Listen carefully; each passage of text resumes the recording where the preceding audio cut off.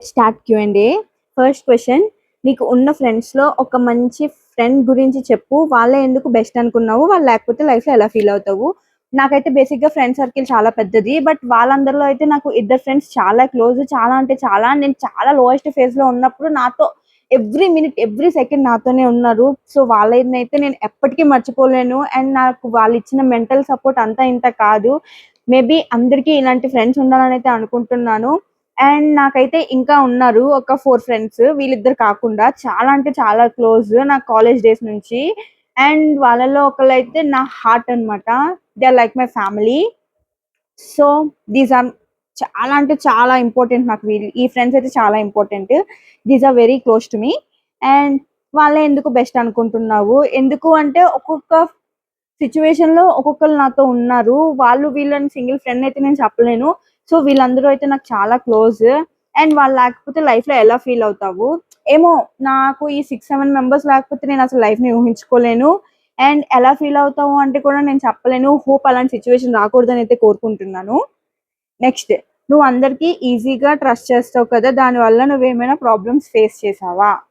కొంచెం కాదు, చాలా lot of problems I faced. ఎందుకంటే నేను సింపుల్‌గా ట్రస్ట్ చేయడం అంటే నాకు ఒకవేళ వాళ్ళు వీళ్ళు మంచిగా అనిపించారు అంటే నా 100% వాళ్ళకి ఇచ్చేస్తాను.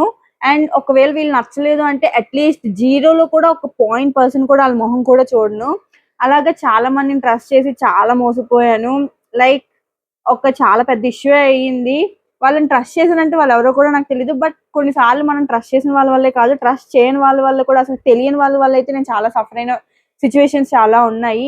అండ్ ట్రస్ట్ చేసి మోసపోవడం అంటే చాలా జరిగాయి. 1, 2 కాదు. టైమ్ వచ్చినప్పుడు అవి కూడా చెప్తాను. Love marriage or arrange marriage ఈ జనరేషన్‌లో ఏది బెస్ట్? అసలు పెళ్ళే వద్దు బ్రో. ఎందుకు బ్రో పెళ్లి? లవ్ మ్యారేజ్, అరేంజ్ మ్యారేజ్ వద్దు. వేస్ట్. హ్యాపీగా సింగిల్ లైఫ్ బతికేయడం అంతకన్నా బెస్ట్ ఇంకేం ఉండదు. ఓకే. నువ్వు అడిగావు కాబట్టి చెప్తున్నాను. లవ్ మ్యారేజే, అరేంజ్ మ్యారేజ్ అంటే లవ్ మ్యారేజే. బికాజ్ అరేంజ్ మ్యారేజ్ చేసుకున్న తర్వాత వాడెవరితో తిరుగుంటాడో, ఎవరిని గోకుంటాడో అస్సలు తెలీదు. సో, ఎవరినో తెలియనోడిని పెళ్లి చేసుకునే బదులు తెలిసిన వాడిని, ఎంతో కొంత తెలిసిన వాడిని, నిజాయితీగా ఉన్నవాడిని పెళ్లి చేసుకోవడం బెస్ట్. సో, నా ఓటైతే లవ్ మ్యారేజ్. నీకు హైదరాబాద్, వైజాగ్, విజయవాడ ఎక్కడ ఉండటం ఇష్టం? ఒకటి నా పుట్టినిల్లు, ఒకటి నా మెట్టినిల్లు, ఇంకోటి జాబ్ చేస్తుంది. సారీ, పుట్టినిల్లు, మెట్టినిల్లు అంటే మళ్ళీ రాంగ్‌గా కన్వే అయిపోతుంది. అదేం కాదు రాంగ్. హైదరాబాద్, వైజాగ్, విజయవాడ అంటే నేను పుట్టిందంతా అంటే నా నేటివ్ విజయవాడ. సో, నాకక్కడ కొన్ని ఇష్టం విజయవాడవి. అండ్ వైజాగ్ ఫ్రెండ్స్ అందరూ వైజాగ్‌లో ఉన్నారు. హైదరాబాద్ జాబ్. సో, మూడిట్లో ఏది ఇంపార్టెంట్ అంటే వైజాగ్ ఆర్ విజయవాడ అంటే నేను చెప్పలేను. హైదరాబాద్ అంతేం కాదు, రీసెంట్ గానే వచ్చాను కాబట్టి. హైదరాబాద్ ఆర్ వైజాగ్ ఏ లైఫ్ బావుంది? హైదరాబాద్, వైజాగ్ లైఫ్‌లో ఏది బావుందా? అసలు హైదరాబాద్‌ది ఒక లైఫా? చండాలంగా ఉంది. నాకసలేం నచ్చలేదు. నాకెప్పుడు వైజాగ్ ఎళ్ళిపోదామా, ఎప్పుడు ఫ్రెండ్స్‌ని కలుద్దామా అనైతే ఉంది. నాకు హైదరాబాద్ ఏం నచ్చలేదు. ఆబ్వియస్‌లీ వైజాగ్. టాక్సిక్ పీపుల్ నీ లైఫ్‌లో ఉంటే వాళ్ళని ఎలా ఫేస్ చేసావు? టాక్సిక్ పీపుల్ అంట. నా లైఫ్‌లో ఉన్న వాళ్ళందరూ టాక్సిక్ పీపులే. ఫస్ట్ టాక్సిక్ అన్న పదం నాకు వినిపిస్తే అది రిలేటివ్స్. రిలేటివ్స్ అనే పదం తీసేసి టాక్సిక్ అని పెట్టొచ్చు వాళ్ళకి. సో, వాళ్ళ గురించి మాట్లాడుకోవడం ఎంత తక్కువైతే అంత మంచిది. ఓకే. టాక్సిక్ పీపుల్‌ని ఎలా ఫేస్ చేసావు అంటే, ఫస్ట్‌లీ నేను ఎక్కువ అవాయిడ్ చేస్తాననమాట. ఎవరైనా నాకు నచ్చకపోతే వాళ్ళని మామూలుగా అవాయిడ్ చేయను. అసలు ఈడెందుకురా బాబు నా కళ్ళ ముందున్నాడు అన్నంతలా అవాయిడ్ చేస్తాను. సో, టాక్సిక్ పీపుల్‌ని అంతే.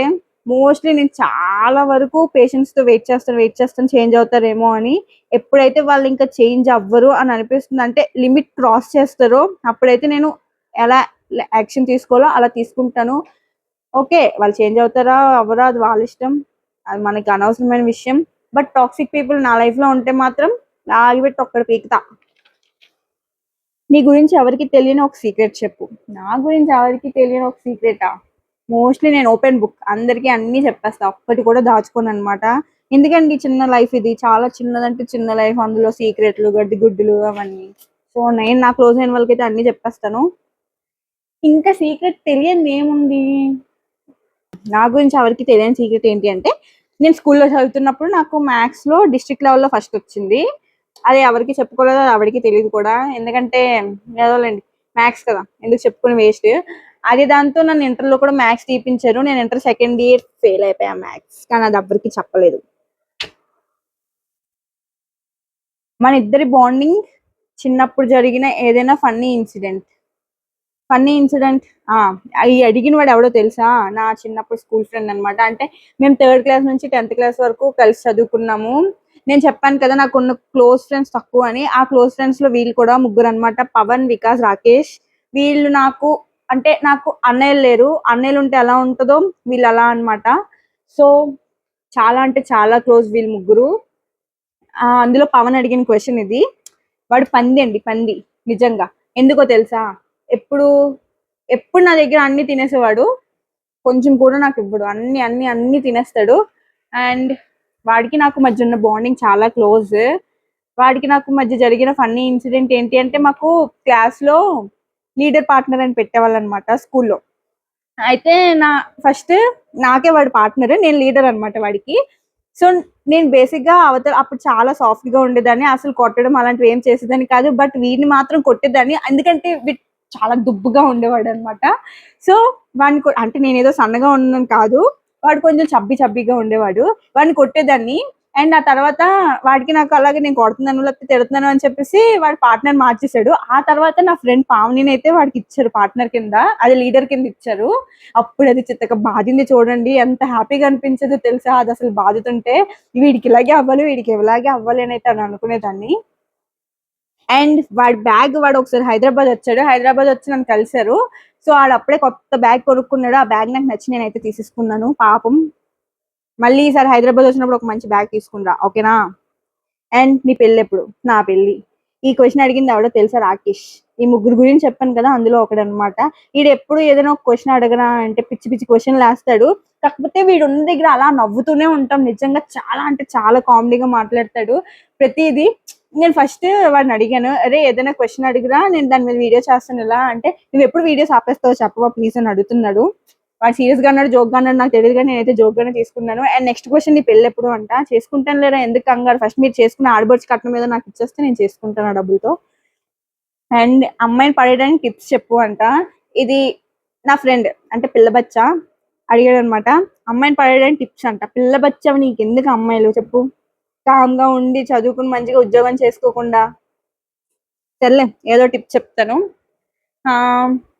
అమ్మాయిలు పడేయడానికి టిప్స్ అంట.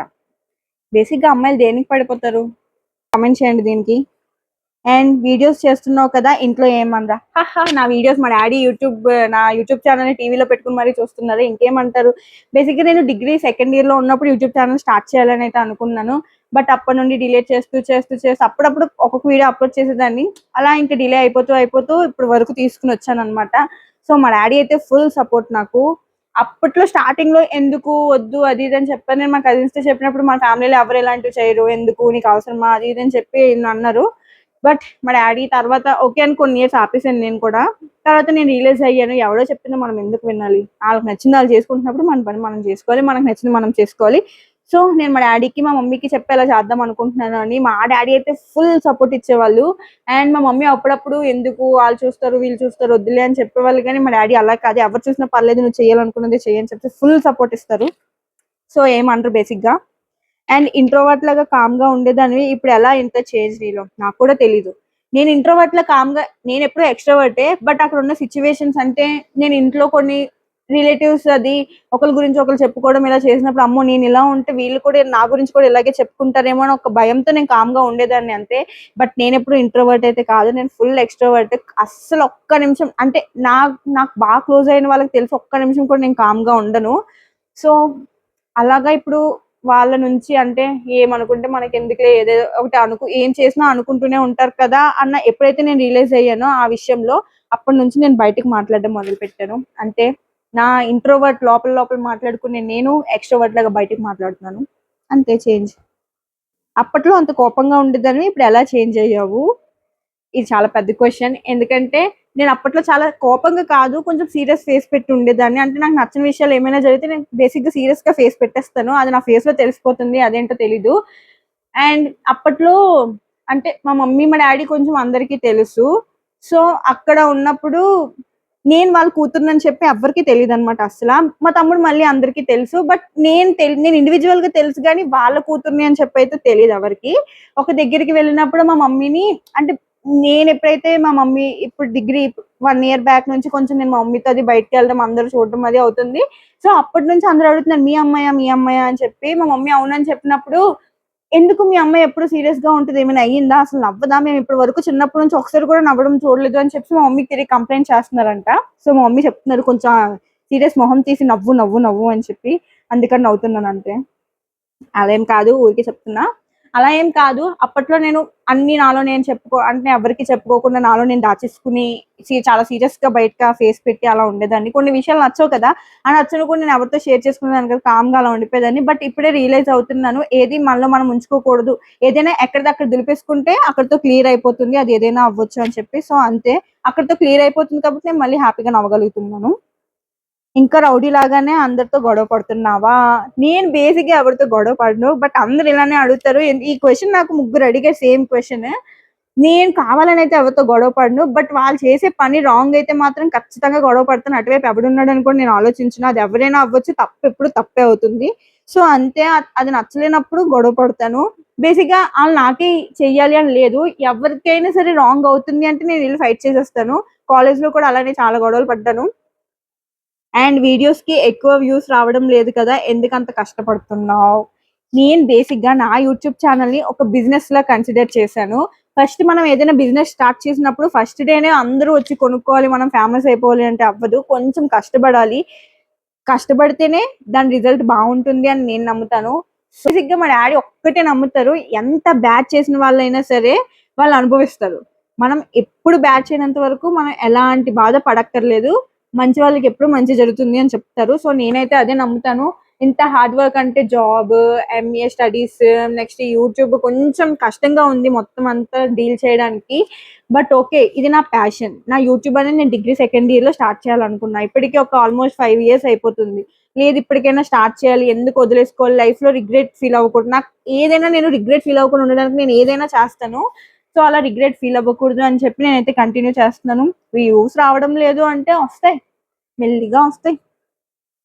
రిలేటివ్స్ వీడియోస్ చూసి ఏమనరా? Funny question. ఎందుకంటే మా రిలేటివ్స్ నా వీడియోస్ చూస్తారా లేదా అంటే దానికి నేను ఆన్సర్ అంత కన్ఫర్మ్ గా 100% చెప్పలేను. బట్ నేను ఇన్స్టాలో ఎప్పటి నుంచి అయితే అంటే యూట్యూబ్ చాలా డేస్ బ్యాక్ స్టార్ట్ చేశాను. ఇన్స్టా మాత్రం రీసెంట్ గా స్టార్ట్ చేశాను కదా. ఆ ఇన్స్టాలో మరి వాళ్ళకి ఎలా వెళ్తున్నాయో తెలియదు కానీ వీడియోస్ అయితే వెళ్తున్నాయి. వాళ్ళైతే ఒకరికొకరు షేర్ చేసుకుంటున్నారు, కానీ ఒక్కళ్ళు కూడా లైక్ కొట్టరు. Those are relatives. వాళ్ళనమాట రిలేటివ్స్ అంటే. అండ్ మా మమ్మీకి కూడా కాల్ చేసి చెప్తారు, ఏంటి ఇలాంటి వీడియోస్ మన ఫ్యామిలీలో ఎవరైనా చేస్తారా, ఎందుకు చేస్తున్నారు ఇలాంటివి అని చెప్పి. తొక్క బ్రో, అస్సలు నేను పట్టించుకోను. ఫ్యామిలీలో చేయడం ఏంటి వీడియోస్, ఎవరికి ఉండే టాలెంట్ ఆడికి ఉంటది. ఇప్పుడు ఫ్యామిలీలో నుంచి వచ్చినా సరే మన టాలెంట్ ని తొక్కేయాలని చూడకూడదు. అండ్ నేనైతే నా టాలెంట్ ని తొక్కేస్తానంటే అస్సలు ఊరుకోను. మా డాడీ అయితే అంతకన్నా ఊరుకోరు అనమాట. రిలేటివ్స్ చూస్తారు, చూసినా ఏమంటారు, ఫోన్ చేసి ఏంటి మీ అమ్మాయి ఇలా చేస్తుంది వీడియోస్ అని చెప్తారు. పట్టించుకోకూడదు. మీ డాడీ హెల్త్ ఎలా ఉంది? Super fine. నేను ఈ క్వశ్చన్ ఎందుకు రాశాను అంటే చాలా మంది క్వశ్చన్ అడుగుతున్నారు, నేను క్వశ్చన్స్ అడగండి రా బాబు అంటే మీ డాడీ హెల్త్ ఎలా ఉంది, మీ మమ్మీ ఎలా ఉన్నారు ఇవి అడుగుతున్నారు. సో చాలా ఎక్కువ క్వశ్చన్స్ వచ్చాయి కాబట్టి ఇది చెప్తున్నా. మా డాడీ హెల్త్ ఓకే ఇప్పుడు. అండ్ మీ డాడీతో వీడియో చెయ్యి, తప్పకుండా చేస్తాను. మా డాడీ కూడా ప్రిపరేషన్ అవుతున్నారు అనమాట. ఒక 1 week లో ఖచ్చితంగా మా డాడీతో వీడియో చేసి అప్లోడ్ చేస్తాను. అసలు జాబ్ చేయాల్సిన అవసరం ఏముంది అంటే, ఇప్పుడు యూట్యూబ్ చేయాల్సిన అవసరం ఏముంది అంటే అది నా ప్యాషన్. జాబ్ చేయాల్సిన అవసరం ఏముంది అంటే అది నా డ్రీమ్. అంటే నా డ్రీమ్ జాబ్ చేయాలి అని ఒకటి ఉంటది కదా, చిన్నప్పటి నుంచి ఇది అవ్వాలి అది అవ్వాలి అని చెప్పి అలా అవ్వాలి అనుకుంటున్నాను. సో ట్రై చేస్తున్నాను, చూద్దాం ఎంత వరకు వెళ్తుందో.